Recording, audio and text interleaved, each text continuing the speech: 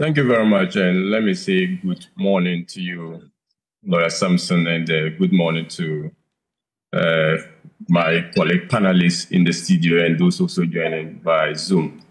I'm speaking from the field, and I'm actually currently in Naleru, where the Super Delegates Conference is taking place. So there may be some noise at the background, and I'll just hope that your production will pardon me if the noise is getting a bit loud, but I'll try to minimize the background noise. A while ago, we saw the president casting his vote and leaving the election grounds. We expect that the same situation will be happening across the country smoothly, so that at the end of the day, there will not be any reports of violence or any untoward thing.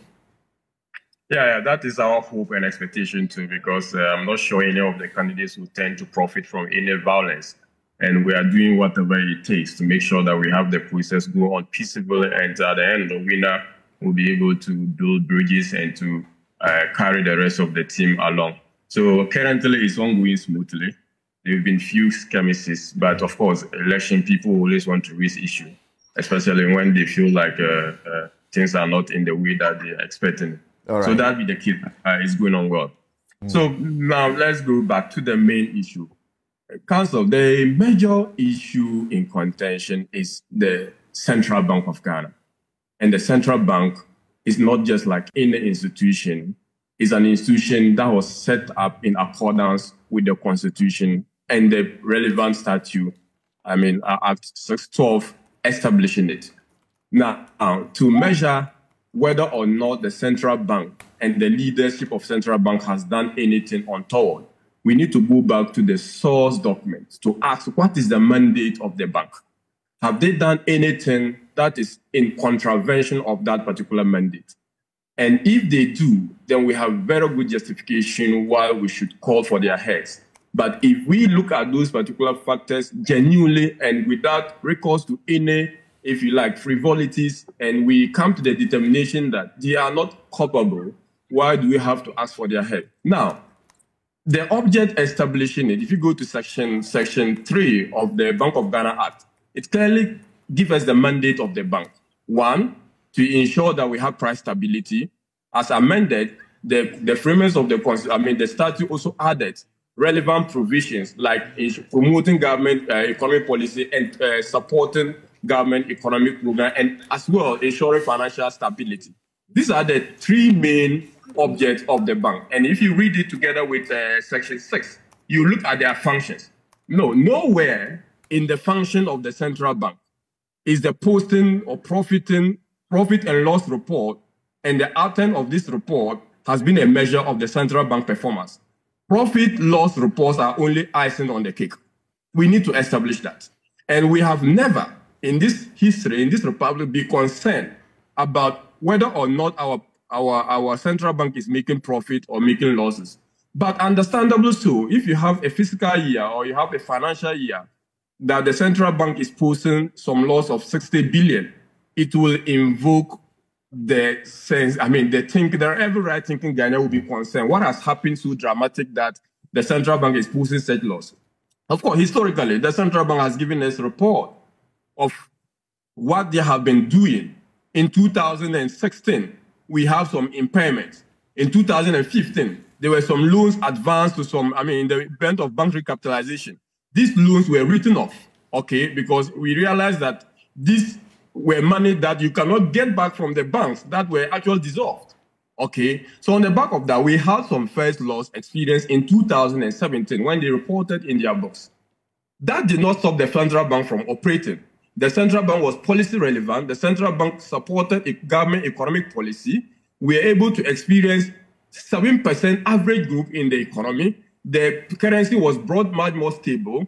And in 2019, the central bank reported profit of 1.6 billion. In 2020, they reported profit of another 1.5 billion. 2021, another profit of 1.3 billion or so. Now, so you will ask, what has happened that over the last 5 years, 3 years before 2022, the central bank was making profit. All of a sudden, they have, huge debt recorded. We need to be sober and reflect. Is it the case that something might have happened that genuinely we cannot blame the central bank leadership, that genuinely we cannot blame the government at large, but we can soberly reflect on them and ascribe the relevant reasons? I'm not one trying to make excuses for central bank or even government at large. When government is at fault, we would want to take the blame. Nonetheless, if you look at the laws as presented by the central bank, on the back, in fact, legacy debt, government legacy debt, as the central governor, bank governor has mentioned, from 1992 all the way to 2022, government over time has been owing central bank, okay, and this obligation of central bank to obligation of central government to central bank is a legacy issue. Now, in 2020, when we were hit by COVID, government had to issue the COVID-19 bond and other non-marketable instruments, and this was about 10 billion that was advanced to the central bank. Again, cocoa board advances to the cocoa board loans or cocoa loans have been part of the central bank debt. All these have been part and parcel of the routine operation of the central bank. Now, what would make a central bank forfeit such a huge amount of money to the republic if it is not done on good faith? My brother in the studio mentioned that like central bank will give money 1 year and the following year will write it off. That is not the case of the central bank. At least we know that there was zero financing of the central government by central bank between 2019, 2020, and even 2021. There was zero financing as presented in the report. So a year that you have central bank coming in means that there was something significant that might have happened. Now, when we're doing the IMF program, I have been parcel of meetings, and I've actually also listened to my senior brother, Brad Simmons, giving the suggestion that it's like whenever government comes to central bank, they give the money to them without hesitation. I have listened to argument made by central bank governor about policy credibility. How government financing, central bank finance of government activity is actually reaching the banks. But you have two devils. Either to collapse your economy and preserve your central bank, which is part and parcel of the economy, or to salvage the economy and save the central bank at large. This was the decision the governor of the central bank was faced with. As a result, the central bank took a decision to support with overdraft. Whenever government auction failures or there were any time we have auction failure, central bank will step in with overdraft. And this overdraft was used to finance, in fact, our everyday activity. Government needed to pay workers. Government needed to, in fact, continue the fight against COVID-19. Government had other statutory deductions that you need to transmit money by way of statutory funds. All this needed to go on, Samson. And if we have all these things going on, we would expect that whenever government revenue does not meet the expenditure, you can't say because government has not gotten the expenditure for the month, salaries should not be paid. It would be very, very unfortunate for a central government to wake up one day and tell workers that because for this month, my money or revenue I was expecting to get is not equivalent to my expenditure, so therefore I'm postponing your salary. Such a government will not be tolerated by the people.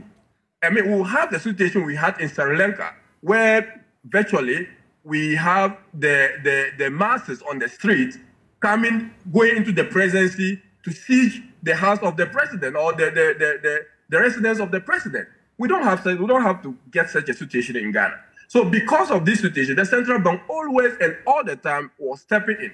But one thing about overdraft we need to understand is that the BOG Act has actually made provision for overdraft. And it has actually also made provision that whenever there's any delay in the payment or government repayment of overdraft, the central bank could convert it by way of treasury bill to government. Okay? These are part, and it's not even in this current government. Okay? Previous government, even my brother's government, Mr. Jinapor's government, central bank has been supporting central government by way of overdraft. In fact, central bank operation does not include construction of hotels or guest house.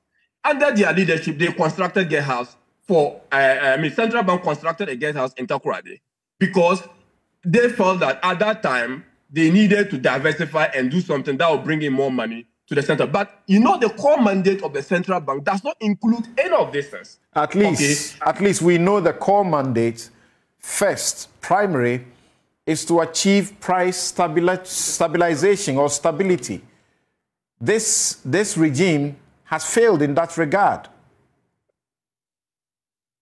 Sometimes I disagree totally with the fact that this regime has failed in price stability, because you would ask yourself, why do you say there's no price stability? The basic measure of price stability you probably refer to inflation, right? Exactly. You would ask yourself, but for the measure the central bank has taken, what would have happened to our currency? What would have happened to prices of goods and services? And even that, the availability of goods and services for the Ghanaian people to purchase.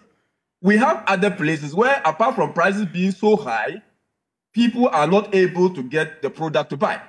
So if you put all these things together and you still hold the view that central government or the central bank has failed in its core mandate of promoting price stability, it is to get the picture wrong. In any case, if even we are coming with that particular argument, it is genuine because that is their key mandate, and we can argue on that. But to go over issues about profit and loss, to use that as the basis to say that the central bank should be, the governor should go, I think it's quite unfortunate. Okay. There were some discussion and comparison made about different countries. Look, the central bank is not doing this comparison to suggest that it is okay for us to make losses. Okay? The extent of that particular comparison is to show that, look, you shouldn't be like the lender of last resort is also broke. A picture should not be created that central bank is, because you have the opportunity of creating money, or you can issue what they call fiat money, there's no possibility where you should go broke. They have given instances of where even advanced economies faced with such a difficulty we have had to report losses at the end of their financial year. All right. That is the extent of that particular comparison, but not to justify. People are saying that our situation is quite high when you compare it to our GDP. True be told, it is high. But the question is that, is our situation peculiar or not? It is. Because our debt stock, including contingent liability, is not as same as the other countries. Our haircut, in fact, I was part of the consultation when the advisors were asking us to have some London zone of 55% of debt to GDP by 2028. Of the instruments that were put on the table for discussion, we wouldn't have even met the London zone, wouldn't have met the London zone by 2028 if we had considered only the instruments on the table. So now, what do? You look at even government its own self. That the central bank is part of the general government. If you look at it broadly, what can the central bank do to forfeit by way of helping government to have the London zone? All right, thank you. That was where the central bank was presented with a proposal. Thank you very much, Martin. See,